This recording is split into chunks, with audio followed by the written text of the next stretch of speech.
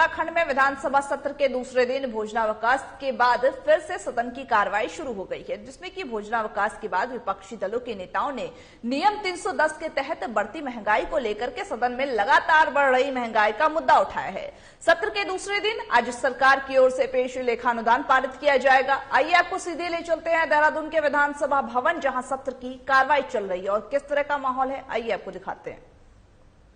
असलियत ये भी है कि जो हमारे सत्ता पक्ष के लोग हैं उनको शायद ये लगता हो कि फ्री राशन आपकी सरकार लाए। मैं नहीं मानता फ्री राशन आपकी सरकार लाए।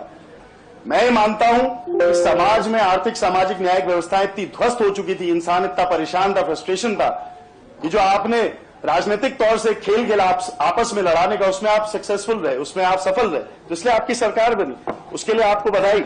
लेकिन असलियत यह है कि जो आम आदमी की परेशानी है वो जैसी कल थी वैसी आज है। इसके निराकरण के लिए आप लोग को आगे बढ़ना पड़ेगा। आप इस राज्य की सरकार हैं, अब आप एक पार्टी नहीं है, पॉलिटिकल पार्टी नहीं है। इस सदन में हमारी देवतुल्य जनता ने एक एक सदस्य को चुनकर भेजा है। यह आपका हमारा बराबर का कर्तव्य है कि हम उनकी जो जायज मांगे हैं, ज्वलंत मुद्दे हैं, उन पर प्रकाश भी डालें, उनके निराकरण के लिए एक साथ एकजुट होकर बात भी करें। इसके अलावा अंतिम बात करके अपनी बात को समाप्त करूंगा। पेन किलर्स, एंटीबायोटिक्स और एंटीइफेक्टिव सहित आवश्यक दवाओं की कीमतें अप्रैल से बढ़ने वाली हैं।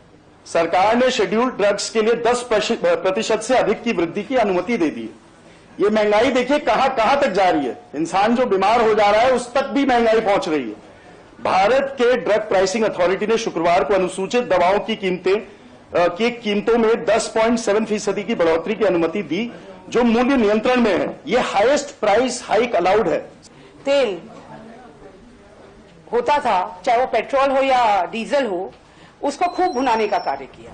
खाद्य पदार्थों में जो थोड़ी न्यूनतम बढ़ोतरी होती थी उसको खूब भुनाने का कार्य किया और 2014 में सत्ता हासिल की। 2014 में जब सत्ता हासिल की तो जनता को भी ये लगा कि जो 350 रुपए का सिलेंडर है, क्या पता भाजपा फ्री में दे दे, या ये भी हो सकता है कि 100-200 रुपए का कर दे, लेकिन वो नहीं हुआ। आज 8 वर्ष हो गए हैं और जो सिलेंडर है वो लगभग 1000 के पार हो गया है।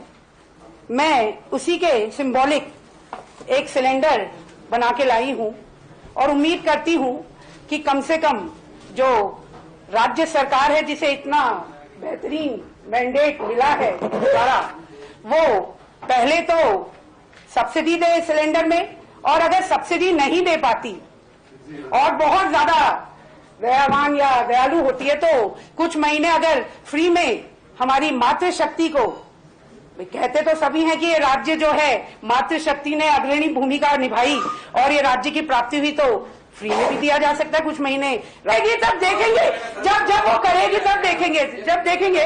जैसे हम पहले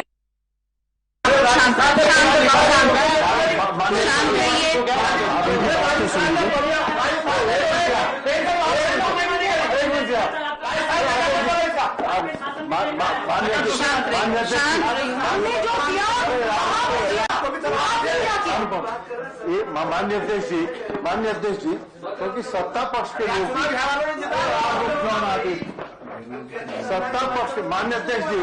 माननीय अध्यक्ष सत्ता पक्ष के लोग भी इसमें चर्चा में हिस्सा लेना चाहते हैं। इसीलिए तो हम बार बार कह रहे हैं कि कार्य स्थगन के इस प्रस्ताव पर चर्चा कराई जाए ताकि हमारे साथी भी अपनी बात रख सके। माननीय झेल पाएंगे क्या? बहुत कुछ था सरकार ने कोरोना में। प्रवासी उत्तराखंडी, प्रवासी भारतीय आ जाओ, घर आओ, नौकरी देने वाले हैं। रो के गए लोग अपने घरों से फिर वापस। एक बेटे को, एक शिक्षित बेरोजगार को नौकरी नहीं मिली। और ताजुब इस बात का है कि फिर भी वो वोट जागा रहा है।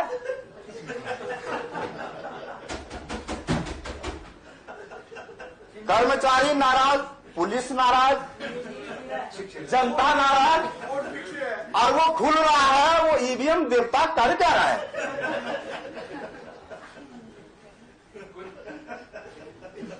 किशोर भाई, तो ये जो है ये हमारी समझ में नहीं आ पा रहा है, आपकी तो समझ में आ रहा है।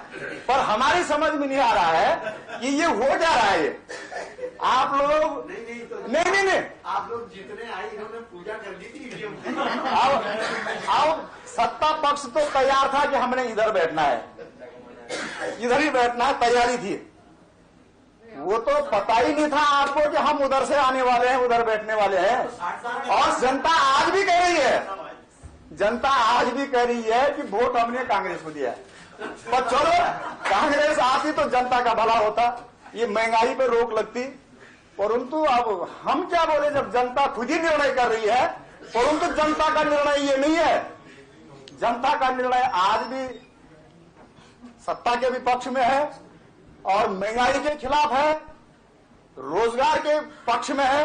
परंतु किसी को कुछ मिलने वाला नहीं है। मैं देख रहा था ईवीएम